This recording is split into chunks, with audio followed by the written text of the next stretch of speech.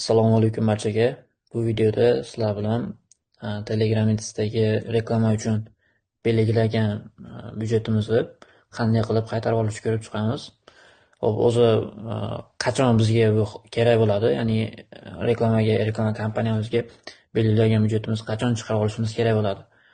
Hop, birinchisi mana shunaqa decline bo'lib qolganda reklama kompaniyalar bu har xil sababga ko'ra deklarant bo'lishi mumkin. Misol bizda bir nechta o'nlab reklama kompaniyalar deklarant bo'ldi. Misol uchun agar bularda qayta tekshiruvga yuborib bizga zarur bo'lmasa, bulardan byudjet chiqarib olishimiz mumkin yoki bo'lmasa qaysidir reklamangiz yaxshi ishlamadi va bunga ko'proq byudjet belgilab qo'ygan bo'lishingiz mumkin. Shu holatda ham chiqarib olib turib boshqa reklama kompaniyasiga tushirishingiz mumkin bo'ladi.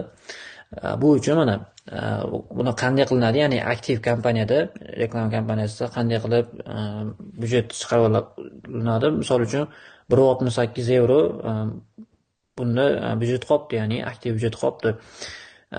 Bu holatda bu byudjetni qaytarib olishimiz uchun birinchi o'rinda biz aktiv reklamamizni aktiv holatini holdga o'tkazishimiz kerak bo'ladi, ya'ni to'xtatishimiz kerak bo'ladi reklamamizni.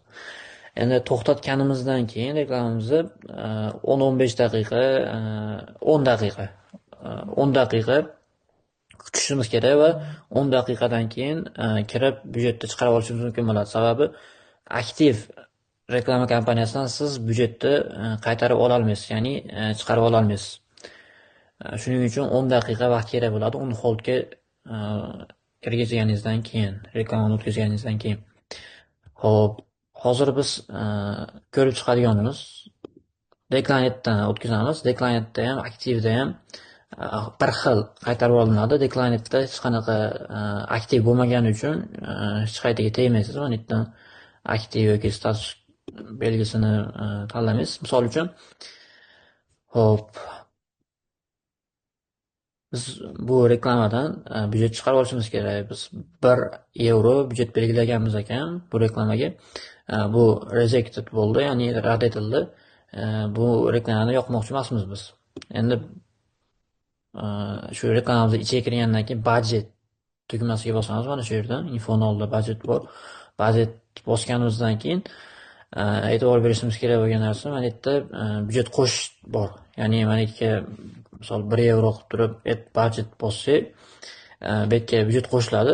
Endi mana buni 1 euroni qaytarib olish uchun biz decrease budgetni bosib qo'yishimiz kerak bo'ladi. Ya'ni bosganimizdan keyin mana yerda minus euro paydo bo'ladi.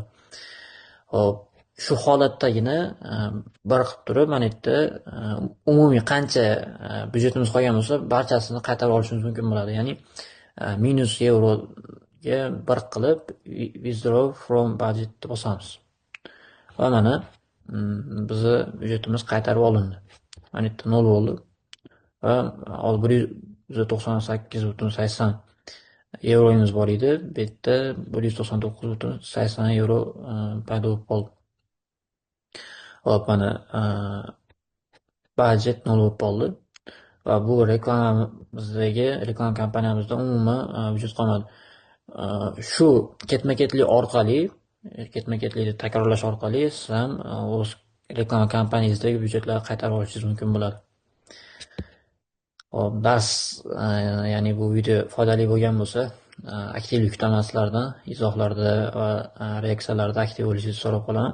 Bu men uchun motivatsiya bo'ladi va qolgan Telegram bo'yicha darsliklarni chiqarishimga, kanalda aktiv bo'lib, ko'proq foydali ma'lumotlar ulashishimga turtki bo'ladi. Shuning uchun kanalda aktiv bo'lishingizni so'rab qolaman. Shunaqa gaplar. Ko'rishguncha.